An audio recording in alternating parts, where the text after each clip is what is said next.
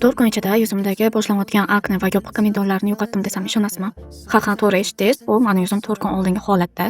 Bilmaganlar uchun mani yuzim komedogenli va quruq yuz tipga kiradi. Yuzimni dug'atarni achishini qilib olgandan keyin doim mana shu AHPH kislotali tonerda artaman. Komedonlarni eritib, qora oq tochkalarni yo'qotib berishda juda yordam beradi. Bu mana Cosrx brendidan. Buni men vatning diskda namlab turib, yuzimga xuddi maska qilib, yuzimga 2-3 daqiqaga qo'yib qo'yaman va olib tashlaganda yuzimni barcha qismlariga artib, keyin qo'lim bilan pahlo bo'yishi effekt qilib, singishiga yordam beraman. Oxirgi payt men VT Cosmetics'ni Riddle Shot'larini ishlatyapman. Boshida 300 taligini ishlatdim, hozir esa 700 taliga o'tganman.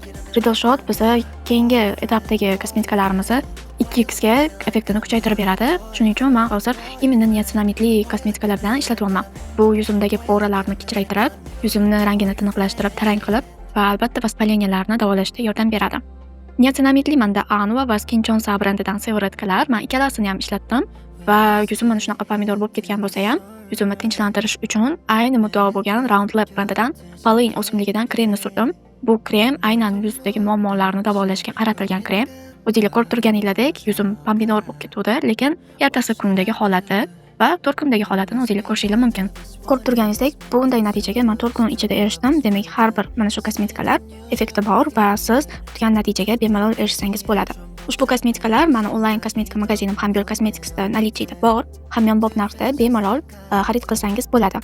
Keyingi videolarda ko'rishguncha, annyeong.